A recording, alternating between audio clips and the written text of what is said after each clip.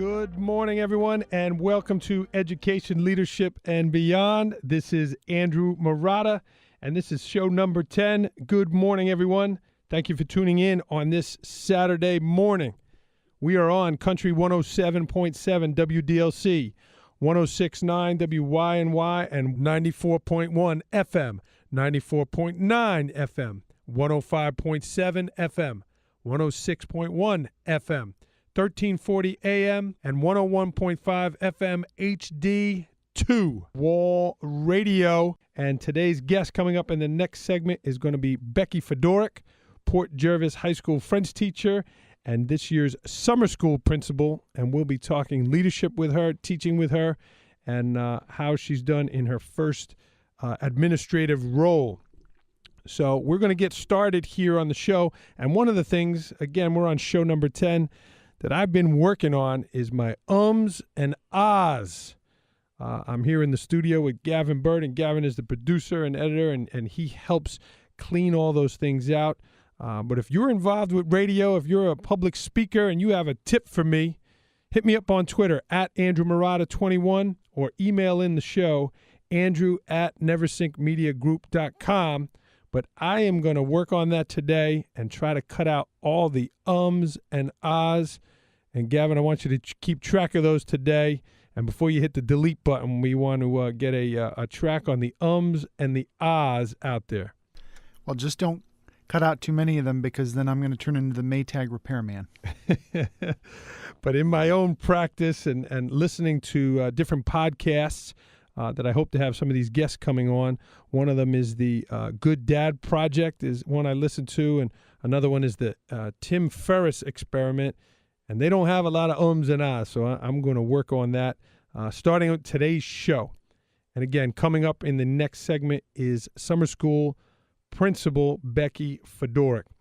But today's topic in our first session here, we're going to talk about a book that my administrative team read this summer, my chair people at the high school read this summer, and something I believe that we're going to work with at the high school. It's called Teach Like a Pirate by Dave Burgess, and I want to highlight a few of the points in the book.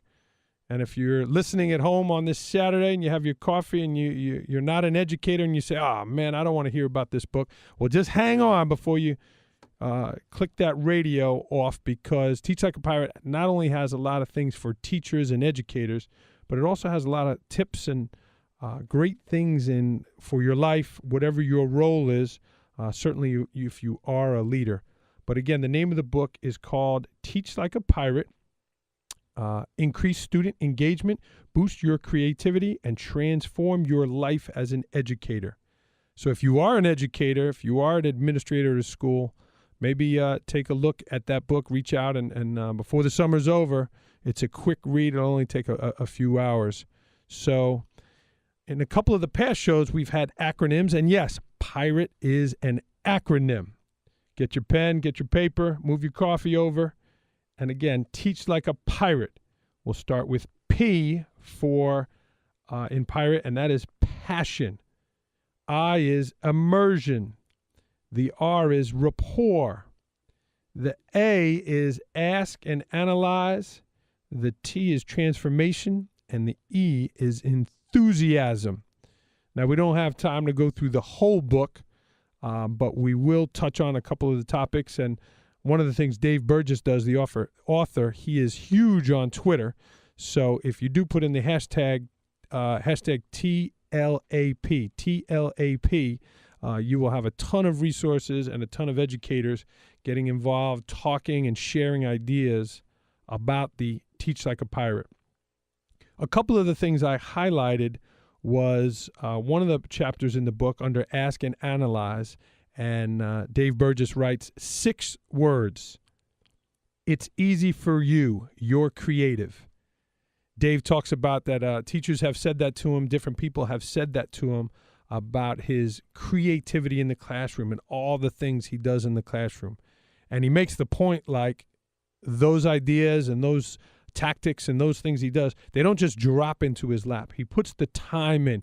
He works his tail off to come up with those ideas and to come up with those creative things. He goes to flea markets. He goes to costume stores. Wherever he is, he's thinking about his classroom and getting ideas and taking those ideas with him into the classroom. So it's not easy for him, and it's not creative. He is creative, but he has to work at it. So that bothers him when he talks about that. And I want to share a quick story. I used to teach in Staten Island. I taught at the high school level and the middle school level. And when I was teaching middle school science, speaking about creativity, I used to like to have props in my classroom. And I was teaching about invertebrates. And I went down to the local fish market and I got a squid. It wasn't alive, so it certainly smelt like a squid. And I did do a lesson with it. I had the kids smell it, look at it, touch it. And on my free period, I ran through the hallways and I had the squid up and I ran into a couple of the classrooms. And in one of the classrooms, all the kids were screaming, and I was going to see them later in the day. I tripped and the squid and I went into the blackboard and I slopped the squid all over the blackboard. And for the rest of the year, and I had kids years later say, Mr. Marotta, I could still smell that squid from the classroom because the guts and the juice from the squid went all over the place. But when we were talking about invertebrates, they got to feel the squid, touch the squid, and certainly smell the squid. And that's one of the things that Dave Burgess is talking about in Teach Like a Pirate, getting those props and making those lessons interesting. Another portion of the book that I wanted to talk about was transformation. It's on page 63, and it's under that section of transformation. And if you have children and you're listening to the show, you'll certainly identify with this portion of the book. I won't read the whole thing, but he's talking about reframing.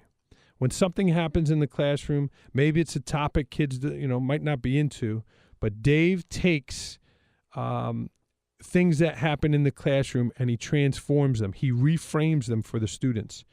So he talks about he's out with his children. They're at a birthday party, and it's for 6-year-olds.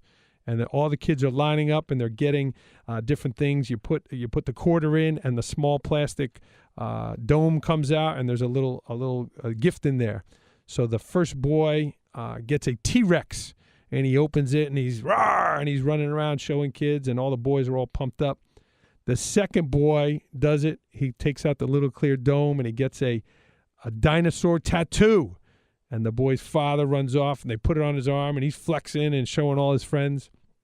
And then Dave's son, Hayden, goes up, and he gets a gold chain with a pink heart on it. What does it say here? He gets a gold bracelet and a heart on it.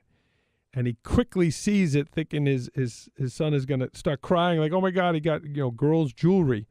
And quickly it popped into his head, and Dave yelled out, "Pirate treasure!" And he grabbed it. His son grabbed it from him and went off yelling, "Yeah, pirate treasure," and acting like a pirate.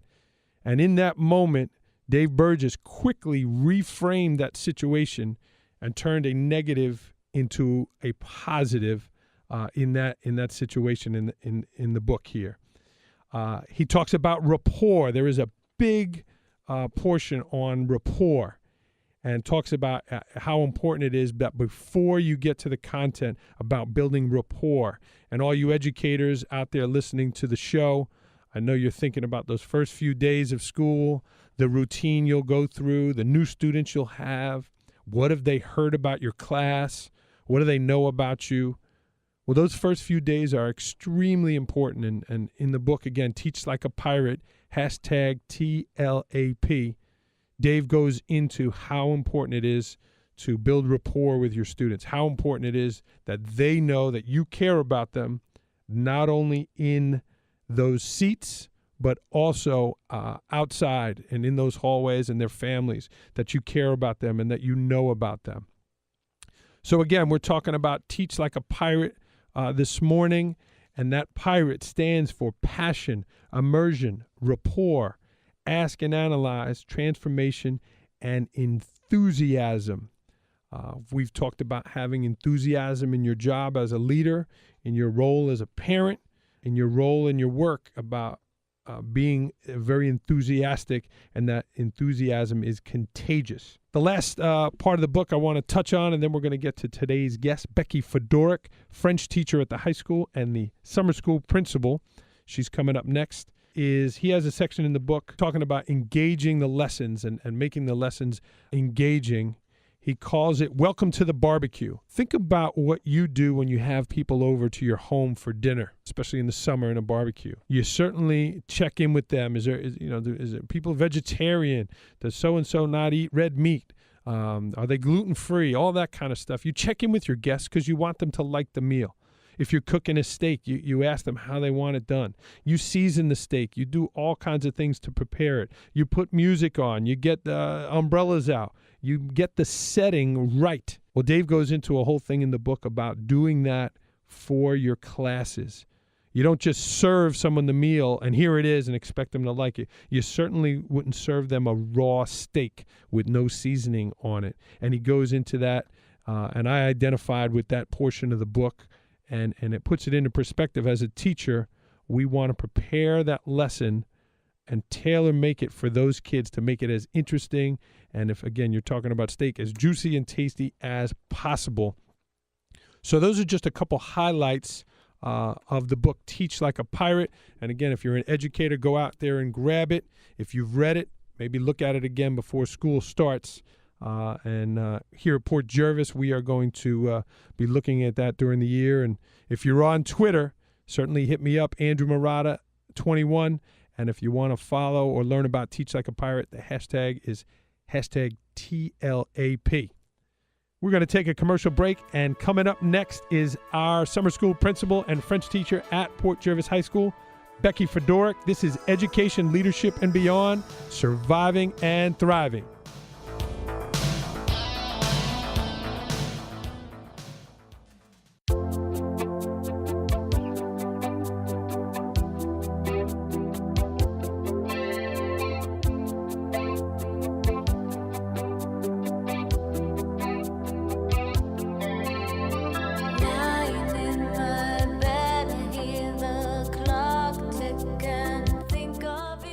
And welcome back, everyone. This is Education, Leadership, and Beyond, show number 10. And this is Andrew Marotta, your host. And next up, today's guest is summer school principal and French teacher at the high school, Becky Fedorick. Becky, welcome to the program. Hi, good morning. Thank you for having me on. And Becky selected the shows for today. It's always hard to cut off those great songs. And I got yelled at for singing on the radio, but Cyndi Lauper, and you have a nice 80s selection, Miss Fedorick. 80s is where it's at. Yeah, so I know you wanted to give a couple shout-outs. I know 3 of your biggest fans are listening this morning. Certainly your husband, Jamie Fedorick, and there's 2 little people listening. Yes, I have my son, Aiden, and my daughter, Isabel. I want to say good morning. They're very excited to know that I'm going to be on the radio. Well, and we're excited to have you. And as I stated, Miss Fedorick, you're doing your first round of administrative work. You did your administrative internship with us at Port Jervis, and you jumped in the pool this summer as summer school principal. But I want to start off with your teaching. You're a French teacher at the high school. And what brought you to Port Jervis, and how long have you been with us, Miss Fedorick? This is my 9th year at Port Jervis. I had been teaching in the Binghamton area for about 5 or 6 years. And then I met my husband, or would become husband. He's from this area, graduate of Port Jervis High School. And once we started dating and eventually got engaged, I decided to move back to Orange County, is where I'm originally from as well. And you never judge a book by its cover, but certainly when we saw your resume, we saw your last name. Now, your last name is Fedorick, but if you had a French teacher and her last name was Jezekel, you would say, wow. But we saw that name, and certainly when we met you, we hired you because you're a dynamic and energetic teacher. But growing up with the name Jezekel, did you speak French in your home, and were your parents French? And tell me about that. Sure. Yeah. My dad was from France. He was raised in France, moved to the United States as a young adult, and met my mother, who is not French, but does have a gift for languages and picked up French pretty easily. So a lot of French was spoken around our house growing up. My sisters and I weren't purposefully taught French. I think my dad was kind of the mindset that he was an American now and we speak English now. So I think my parents used it a lot when we were really little to talk about things they didn't want us to know, which probably fueled my fire to learn about it more. And then, so we had always heard it. We picked up little things. There were certain catchphrases we always said in French at home. And once I started taking it in school, I really latched onto it and just fell in love with the language and started to study it more and more seriously. And when did it click for you that you knew, like, I could really teach this? I'm into this. I would say, well, I had always wanted to be a teacher since I could ever remember. It's the only thing I ever considered. When I was young in elementary school, I thought I wanted to be an elementary school teacher. But probably by the time I was in 8th grade, I knew I was going to be a French teacher. Well, you certainly are one of our top teachers. You teach with passion and enthusiasm, and you heard the first portion of the program. Not only am I working on my ums and ahs today, but more importantly, talking about Teach Like a Pirate. Becky, I know you read that book this summer as well. What was something in the book that identified with you, and what were some of the things in Teach Like a Pirate that I know you do, but things that identified with you in the book? I would say probably one of the things that stuck out to me most was the talk about rapport. And a huge part of the book was dedicated to that. And I feel like as a teacher, as an administrator, as a friend, rapport is really so huge in developing relationships and working with people that I really felt like that was a super important part of the book. He also talked about 5 things that can hold us back from, starting new things or chasing new ideas, fear of failure, perfectionism, and all 5 of the things he listed. I won't necessarily go through all 5 of them, but I really thought that he nailed it, talking about things that really do hold people back from their potential. And he talked about ways to conquer some of those things. He also talks about a lot of the hooks of learning and the passion and enthusiasm. And I don't know how many of our listening audience are your students who get to see you teach and are part of your class, but you're a super dynamic teacher and there's always energy and enthusiasm. What do you think, Ms. Fedorick, makes great teaching? And what are some of the things that you try to do in your class to be a great teacher? I think probably I would say for a teacher, the relationships you build with your students and how you draw them in to whatever it is you want to teach, whether it's French for me or math for someone else. If you don't develop relationships with your students, get to know what they're interested in, things outside of the classroom, seeing their games, all of those things help in the classroom. And I do also feel that when it comes to my students, storytelling, bringing my own sharing my personal life with them, telling them stories about my children, that also really helps to develop that kind of rapport that we need in the classroom to keep it interesting. And one of the things in the book, Teach Like a Pirate, he asked the question, the rhetorical questions. If kids did not have to be in your class, would they be there? And, foreign language, a requirement for graduation, is only 1 year. Yet in level 2, level 3, and in the college levels, our foreign language classes are full and bursting with students because they want to be there, because you and your staff of the foreign language department have developed those relationships and that rapport. Those kids like being there. Ms. Fedorick, on the show, Education, Leadership, and Beyond, we talk about a lot of different topics, and we've had educators on, administrators. We talked last week with my friend Tim Ebersol about getting our students college and career ready. How do the students use foreign language, going to the next level of education? And do you work with them on how and what they can do with the gift of language when they're with you?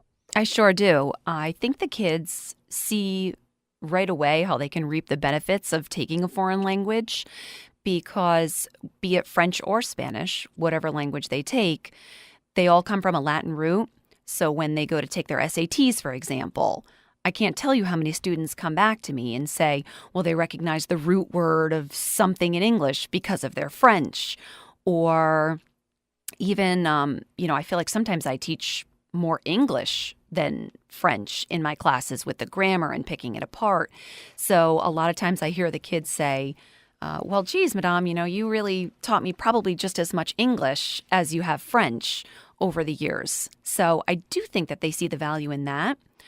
I do also feel like the more they get out, if students come back from a trip to New York City, for example, and they'll tell me they heard someone speaking French, or sometimes they really, they get up their courage to throw a little French out there. And that's really nice. And they're really proud of themselves that they can handle those kind of situations. And I think it grows from there. Becky, you have a very structured class, and your routine is so strong, and the kids know what to do, and you train them. Why is that important of having structure in the classroom? And where did you learn that? And where did you get that habit of doing that? I do run a very structured classroom, and I think that not just kids, but we as human beings really thrive on routine and structure. I know that a lot of my students, it puts their anxiety at ease. They have high anxiety walking into a foreign language classroom, not wanting to speak French or sound silly or not know the answer or say something wrong. So knowing the routine and the setup and how things are going to go, what they're going to be expected to do, really helps to put their anxiety at ease, their fears. And that's really my goal in making such a structured classroom for my students. I just feel like it makes everyone feel more relaxed. And making them feel relaxed and comfortable, you have them speaking out loud. You have each student speak to open the class. How do you get them the confidence to do that? I mean, there's some kids, not only are they shy and quiet by themselves, speaking another language out loud. How do you get them to participate? And again, he mentions in the book about energy and engagement. You do that. How do you do that? So every class I open with what I call a do now. So it's typically an open-ended question, and each student goes around and reports out one by one. So I always I model the question and answer for them.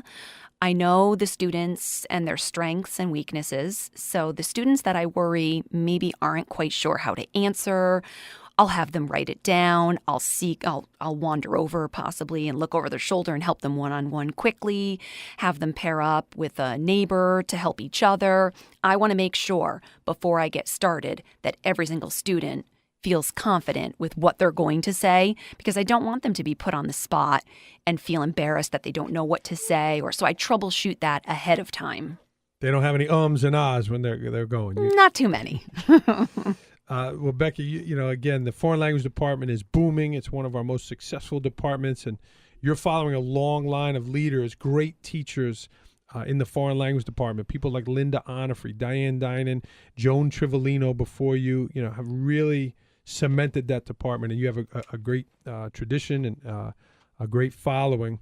We have one more question, Ms. Fedorick, before we take a break here, and this is one of my interview questions, and we've interviewed, and it's a question that we like to ask people because I think it says a lot about them.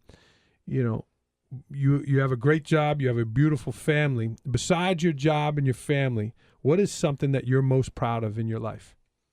I think when I look at my life, I probably am most proud of my goal-setting abilities and the strength at which I put forward to achieve those goals. I'm constantly setting a goal, and I'm very rarely diverted from it. I know where I want to be. I know where I'm headed, and I don't let anything get in my way.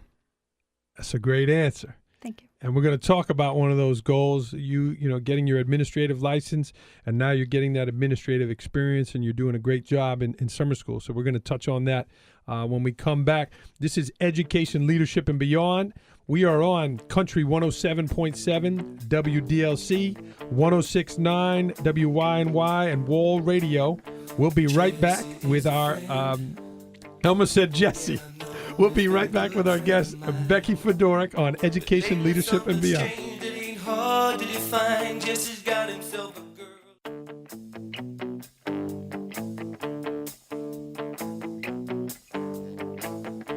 Jesse is a friend. Yeah, I know he's been a good friend of mine. But lately something's changed, it ain't hard to define. Jesse's got himself a girl and I wanna make her mine. And welcome back, everyone. This is Education, Leadership, and Beyond with Andrew Marotta. This is show number 10 with my guest, Becky Fedorick. And I asked Gavin to replay that song, Jesse's Girl. And you shared a funny story about your maiden name, Miss Fedorick. Go ahead and repeat that story on the air. Sure. So my maiden name is Jessica, and whenever I would meet someone new or there would be a substitute at school, they would always flip my name around and turn Jessica into Jessica. So they would either call me like, hey, Jess, or Jessie, or Jessica, and I would be like, that's not my name at all. So that's a pretty common mistake. And then Rick Springfield wrote that song for you, and we're getting a lot of positive feedback from the show. One of the feedback is, don't sing on the air, Andrew, but it's hard not to sing these great 80s songs. And again, Miss Fedorick selected the music for today's show. Becky Fedorick is our French teacher at the high school, and she's also our summer school principal. And a couple of years ago, she got her administrative license, and she worked closely with the high school administration. And this is her first job in administration, running summer school. Miss Fedorick, we just spoke about your classroom teaching. What made you get your administrative license, and you know why did you want to do that? I think since the very beginning, when I first became a teacher, I always knew that would be one of the goals that I had in mind. I just felt like I had good ideas, and I wanted to be there to support my colleagues, to support children, and that would really be a direction that I would be interested in going. So I have strengthened a lot of my convictions, and I just felt like that was something I really wanted to bring to a school setting. Mr. Ricard, our assistant principal, was on the show a couple of weeks ago, and he told the story of when he said, well, I miss teaching. And I reminded him, I said, well, you're teaching every day. You're teaching the adults, you know. And that's something that I think you're going to do a great job when you get the opportunity. Ms. Fedorick, what is something that you learned in the classes you had to take for administration that you thought was helpful to you? And what is something that you learned by doing the job here for a couple of months now in the summer? I would say in the classroom, we always talked a lot about collaboration. And I do feel really strongly that collaboration is key to success. We are not an island. I often, this is my first foray into administration, and I have questions, and I need a team behind me that can support me and help me along the way. And so I do feel like when it comes to collaboration, the classes were pretty on point. It's key. Probably something I learned more on the job is time management. I've always been a pretty good time manager, but I see now more than ever that you really have to have the ability to manage your time well. Things crop up all day long, and there's paperwork that needs to be done. There's students that need to be seen. A parent's calling and wants to talk to you. So it's really key to learn how to manage your time and fit everything in, prioritize. Otherwise, I could see how easily one could be swamped and really overloaded. And that's interesting you say that, Ms. Fedorick. Last week's show on Education, Leadership, and Beyond. And if you missed the shows, if you didn't listen live, you're only catching half. They are on demand on the app, Country 107.7 or 106.9 WYNY or Wall Radio. They are on the app on demand. That was last week's topic, was about using your time as a commodity and really scheduling it. And again, that is something you learn, and we've gotten great feedback with your job at summer school. When you think about teaching, Ms. Fedorick, and we don't know when that's going to be when you take an administrative job, what do you think you're going to miss most about the classroom? I do think the most missed aspect of the classroom will be my interactions with my students every day. They keep me in the loop about so many things. They're just so fun to be around. They make every day different for me, and I think I will miss that a lot. Yeah, and certainly when they're your students, right? And you have your routine and your thing. When you look at administratively, you go from 100, 150 students till you'll have 1,000 students, and it's certainly a challenge to get them to know them as well. Ms. Fedorick, again, the name of the show is Education, Leadership, and Beyond. One of the things as an administrator, as a leader, you make mistakes. As a teacher, you've made mistakes. As a parent, we've made mistakes. What is something that you feel that you made an error or you didn't do so well as an administrator here, and how did you correct that? A situation comes immediately to mind. There was a particular student that a lot of accommodations were made so this student could attend summer school.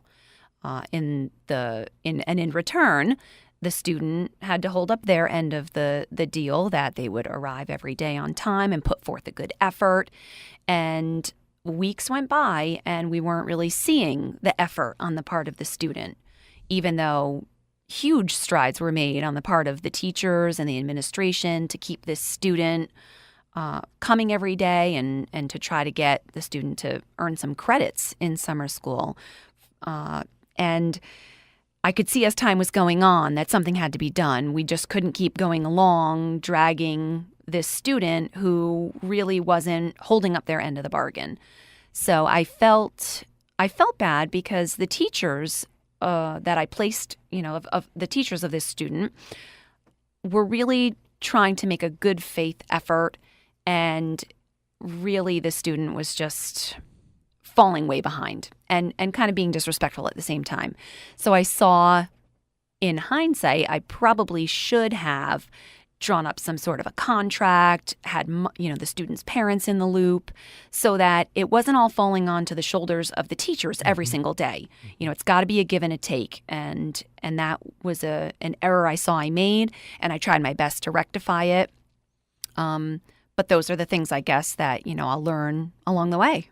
And it's a hard balance. That is, because you want to help the kid, you want what's best for the kid, but they have to want it. And I certainly have been there, and you want to give those kids chances, and I hear you. So those are things that we struggle with, trying to make the best decisions for kids. Ms. Fedorick, again, you're learning a lot about leadership, and this show is about leadership and not only educators, but in your opinion, and you're a budding leader, and you're a leader in your family, in the classroom. What are some characteristics of a leader that you think are important, that you see in and around your life, whether it's in school or outside of school? Some important characteristics are flexibility, good communication skills, the ability to remain calm even when you are surrounded by chaos, to be able to think clearly and see the bigger picture rather than get caught up in emotions. I think it says a lot to be able to take a step back, not always react or answer in the moment, take some time to reflect and maybe make a better decision. Those are great things. I just jotted them down. I got four more weeks of topics with your answer there. But one of them, Becky, that it hit home, and as you know, I have a book coming out this fall called The Principle: Surviving and Thriving. And one of the tips in that book is about having the line ready. Can I have some time to think on that? Or can you give me a minute to reflect on that? Because the people want an answer right away, and the situation needs to be addressed right away, but you don't have a second to, let alone use the bathroom, make a decision. And that's a hard thing. So that's a great answer with that. That being said, what's the other side, Ms. Fedorick? Those are some strong characteristics. And again, you said flexibility, calmness, ability to see the big picture, and the ability to have a little pause. What are some things that leaders do that might drive you crazy?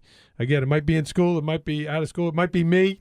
But what are some things that you see that people in leadership positions do that get under your skin or bother you? I think micromanaging is a huge negative.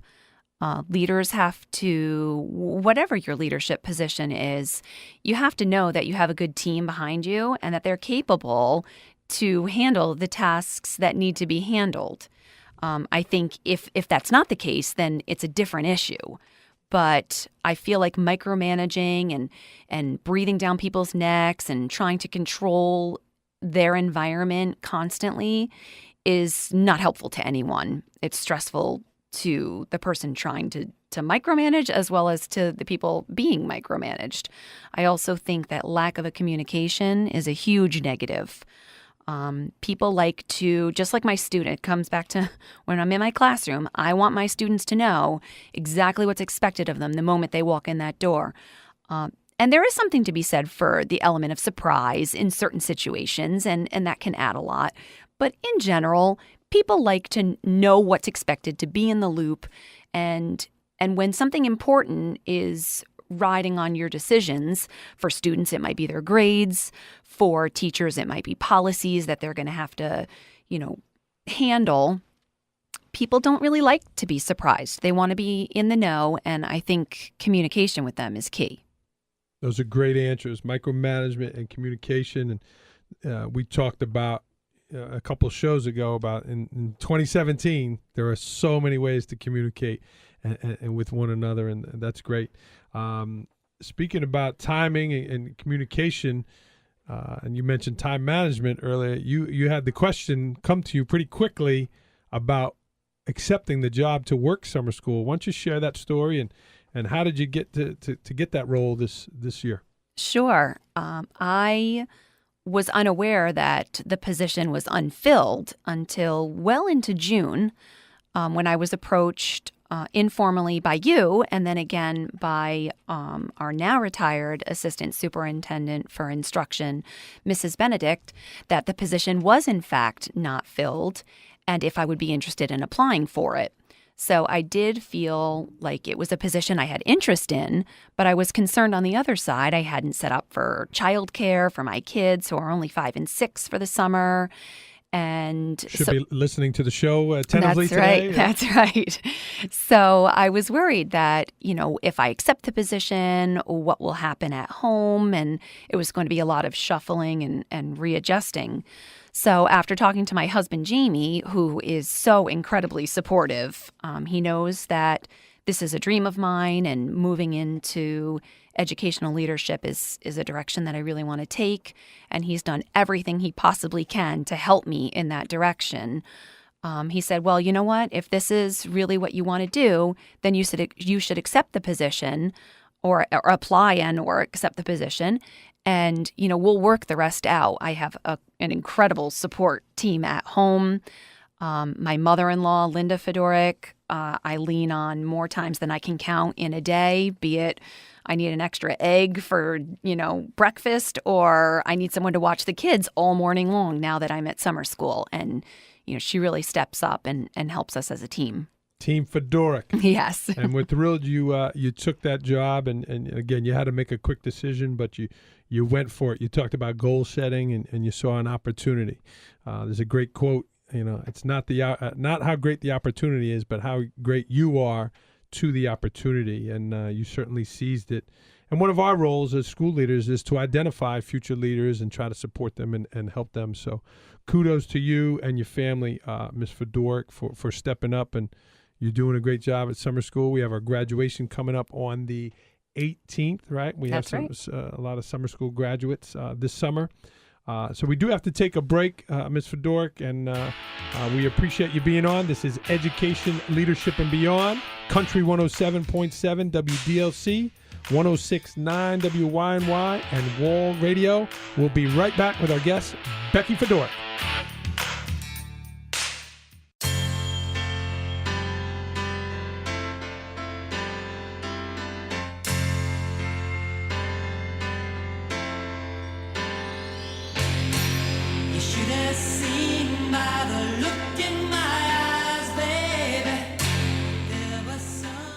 Welcome back, everyone, to Education, Leadership, and Beyond. This is Andrew Marotta, and my guest today, Becky Fedorick. She's the French teacher at the high school as well as the summer school principal. She's done a great job on the show today. We are on Country 107.7 WDLC, 106.9 WYNY, and Wall Radio. This portion of the show, people listening can write in via email, Andrew@neversinkmediagroup.com, or you can hit me up on Twitter at Andrew Marotta21. Again, a quick recap of today's show. We talked about Teach Like a Pirate, written by Dave Burgess. Dave is a now educational consultant. He runs his own publishing company, and we're going to talk in the future about Lead Like a Pirate. But that's an acronym for passion, immersion, rapport, ask and analyze, transformation, and enthusiasm, and about bringing it in the classroom. And today's guest certainly brings it in the classroom in Port Jervis. Ms. Fedorick, as I stated, this is a write-in portion where listeners can send in a couple questions. So we have a couple questions for you. The first one is about, again, we touched on it, but what are some of the things in the foreign language department that the teachers do to prepare the kids that want to go into a field of foreign language, and how do you prepare those students for the real world and with foreign language? When we see a student that has a particular interest or strength in foreign language, in order to help them cultivate it, obviously, first and foremost, we encourage them to continue on throughout their entire high school career with foreign language. We also recommend oftentimes that they pick up a second language. Many students, by the time they're juniors or seniors, have flexibility in their schedule to pick up an elective. So, for example, we had a student graduate 2 years ago, and he knew he wanted to be a French teacher. We encouraged him early on to start taking Spanish classes as well, just to make him more marketable. We work with guidance to be sure when students are looking for colleges that they choose a school that has a good study abroad program. Any student that would want to continue on and study language in any capacity would most likely, typically the most popular thing to do is junior year to do a semester abroad, just to really enhance the fluency of language and the immersion of culture. And we just had a student a couple of years ago. They went in their first semester of college. Right off the bat, they talking about immersion, they jumped right in, correct? That's right. As a matter of fact, I know exactly who you're talking about, and I spoke with... He's local. He won't mind, Mr. Wilson. Mr. Wilson, yeah. I spoke with him. He's been working as a substitute at summer school, and he's about to embark on his second study abroad, back to France this fall. As well as incorporating whatever travel he can. I know he's set to go to Costa Rica the following summer, and just really to broaden horizons and use the language wherever you can. He's going to be a great foreign language teacher, motivated and taught by our people. Mm-hmm. Ms. Fedorick, I have a second question for you. Again, a lot of teachers are listening. Some might be on the fence about what does it take, not only what does it take to do the job, which you talked about today, but what did you have to do to get the license? How long was it? How many hours, how many classes, that kind of stuff. What is the administrative license like, and how long was that process in total for you? Sure.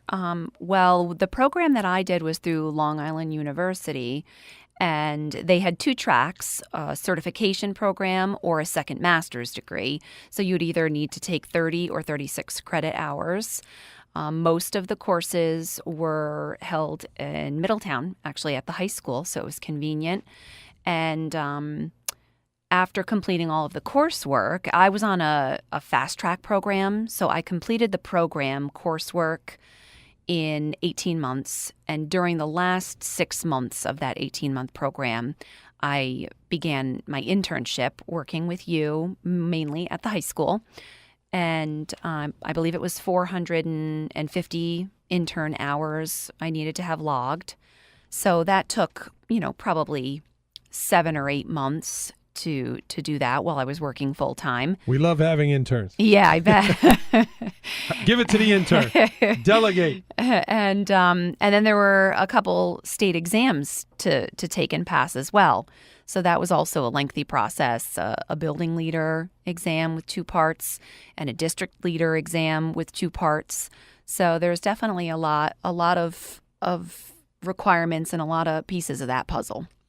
Well, and again, you're gaining valuable experience here at summer school, and that's on your resume, and we know when the right fit comes, it's going to work, and you're going to do a great job. So We have a quote before a couple of quotes for you before we end the show, and we try to tailor the music to our guests, allowing them to select the music, and we try to tailor the quotes to the topic of the day as well as to the person. So we have 2 quotes for you. If you're at home, grab your pen. If you're on the computer, you wanna pull them up. But they're from Lyndon B. Johnson, LBJ as he finally knows. So, Ms. Fedorick, sometimes as an administrator, you can't win. No matter what you do, you can't win. So here's the quote from Lyndon B. Johnson. He said many years ago, "If one morning I walked on top of the water across the Potomac, the headline that afternoon would read, 'President Can't Swim.'" So I thought that was very humorous, going into the world of administration and school leadership. Sometimes you just can't win. The second one, again, is valuing educators like yourself and the many educators in Port Jervis dedicated to our students. Again, Lyndon B. Johnson. "We have always believed that our people can stand on no higher ground than the school ground, or can enter any more hopeful room than a classroom.